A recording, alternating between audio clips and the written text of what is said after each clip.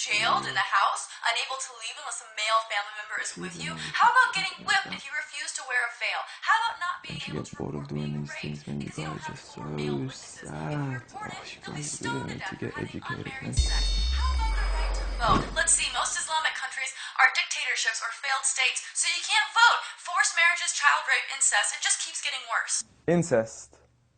Wow. I'm not sure where you're getting your information from, or if you've possibly mistaken us with somebody else. Why is incest wrong? It's not clear to me that it's wrong. Okay. It's clear to me. There's an evolution. In all honesty, I'm not here to make a mockery out of you. I'm not here to criticize you. I'm not even here to question your intelligence. All I'm here to do is to give you advice. As someone who sincerely wishes the best for you and wishes the best for all of humanity, as a Muslim should be. The first advice I give to you is, please, if you want to talk about Islam, know what you're talking about. Don't be talking about some random news topic that has nothing to do with Islam. If you want to judge Islam, judge it for what's in here and on the Prophet Muhammad, peace be upon him. Speaking of the Prophet Muhammad, peace be upon him, I noticed your failed attempt at trying to draw him. I know it's worked for many others and it's made them really, really famous before, and I'm not sure if that's what you were trying to do, but please, give it up. I honestly want you to stop wasting your time and rather spend your time wisely in trying to find out who this man is. Find out what made this man the most influential man in the world. Find out what made this man one of the greatest lawgivers, the greatest lawgiver of all time. Find out what made this man the most perfect example to walk the earth. A mercy, not only to mankind, but every form of creation. This is a man who little children would run up to him because they knew how merciful he was. They knew that he would take them seriously despite their age. When he was visited by children, he would pat them on their head, while the fathers of others wouldn't even kiss their own children. At a time when people were burying their daughters alive, he was the one who gave honor to daughters.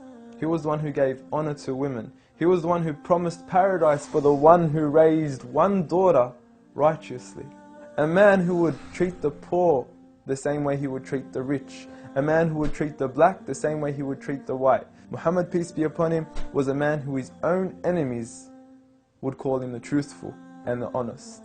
A man, when his enemies would look at him in the eye, they would say, this is not the face of a liar. Even to this day, some of his worst enemies have become the most noble of his supporters after realizing that he was a man of truth. Find out why we love him. Find out why some of the companions were ready to die for him.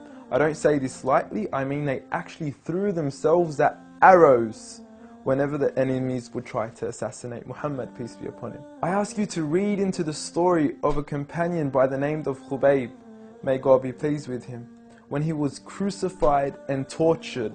And the one who was torturing him would say to him, O Khubayb, wouldn't you rather that Muhammad, peace be upon him, be in your shoes right here, and you be in the comfort of your own family in your own home?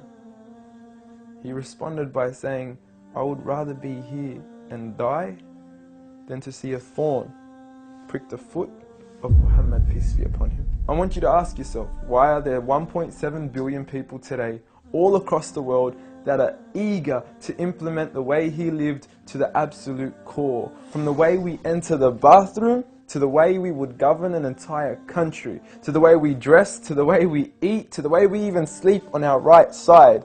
We follow him to the absolute core. So I suggest you stop wasting your time in attacking the man that you cannot faze at all. If God, the creator of the heavens and the earth and everything in between, the one and only, has honored him, who are we to even try to dishonor him? If you don't understand what I'm trying to say, let me give you a quick experiment. What I want you to do is to walk outside tonight. Look at the brightness of the moon and go ahead and spit at it.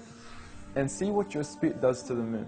The same way that your spit doesn't affect the brightness of the moon. The same way that your spit doesn't even reach the moon. The same way that your spit doesn't even faze the moon, is exactly what you're doing when you even try to attempt to dishonor Muhammad, peace be upon him. And if anything, when you do try to spit at the moon,